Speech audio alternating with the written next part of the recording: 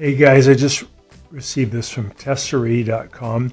This is a really cool device that allows you to use your iPhone in your Tesla. So it'll put your iPhone screen up on your Tesla screen, and then you can utilize all your apps.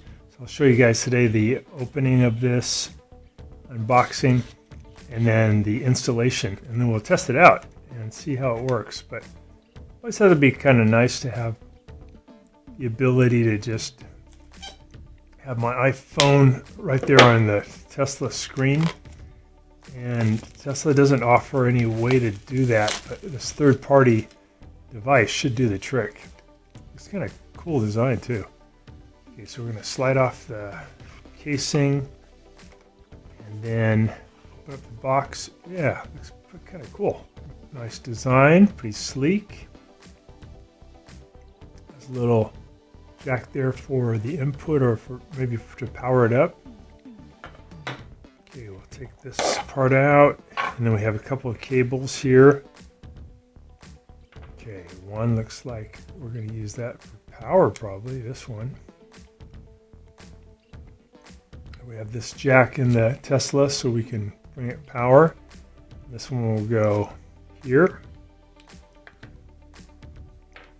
I guess you have different ways you can power it up, different jacks. Because in some of the Teslas it has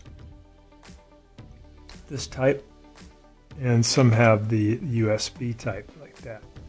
So I think on our Model Y we would use this one. You got an instruction manual, kind of big, but usually they have a lot of different languages. Yeah, so it's probably not that many instructions. Looks like you put a little SD card in there too. That's interesting. Looks like there might be a port for an SD card right there. Oh yeah, looks like there might be an SD card in there already. And there's a little tab there you can press. It probably ejects that SD card. Okay, let's get this going here in 3 easy steps. First, we're going to bring power to the unit. So this little guy is going to get plugged into this, and this is in the Juniper. This is the 2026 Model Y. There's a little port right here in the center console in the back area. I'm going to plug that in. You give power to this module. That's step 1. And we'll just give it a second. There's a little film here. You can just peel it off. It's just a protector. So we're starting to get some lights here. We got one is a power, and we got another one here, a Wi-Fi. Next thing we're going to do is have this one start talking to the phone. So we're going to go to our phone settings. We're going to go to our Bluetooth setting. This is in the iPhone, but on the Android phone, this would be similar. You go to your Bluetooth. I'm going to turn on my Bluetooth and then see if this starts to talk to this. Let's see if we can find it. It's going to be AutoKit. There we go. So AutoKit is the one, and it's saying pairing request. So we're going to say yes, pair it. And it's going to say, do you want to have your contacts and favorites synced? I'm going to say yes, allow. Doing a pairing request. Now it's saying your contacts and other information will appear on this car's display without unlocking your iPhone. And this is connect to Carplay. I'm going to say connect. Welcome to Carplay. Say continue. And now I think, yeah. So this now is talking to the phone. Okay, now we want this to talk to the car. So to do that, we're going to go to here. We're going to go to, scroll up this way to Wi-Fi. So I'm going to press Wi-Fi. It's looking for devices. Okay, it says AutoKit. That's the one we want. That's this device is trying to talk to it through Wi-Fi. So we're going to go to that one. So it found AutoKit, found this device, but it says it's locked. So we're going to press that lock button. It So just put in the code. So the code is number 8 times. So we're going to go 1, 2, 3, 4, 5, 6, 7, 8. And we're going to say confirm. And there it is. If it works, it should turn green. I had to do this several times. Same thing, 8888, but I just had to keep trying it. So don't give up. Yeah, it looks like it found it. So the last thing to do here for the car is press this little down arrow, and it says remain connected when you go into drive. And you want to click that. You go, yes, I want it to remain connected. Okay, that's good. So then one more thing we want to do so we can get our iPhone screen up here. So we want to go to our browser. I'm going to press these little 3 dots here.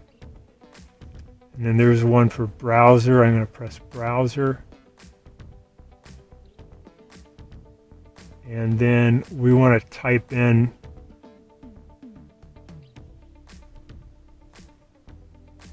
TES push, test push.com.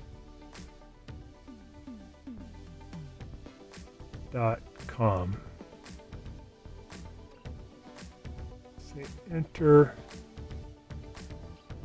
And if everything's working, your iPhone will pop up there on your display. Isn't that fun? And then, you can check your phone. And your recent calls have come in. You can go to the Apple Maps if you want.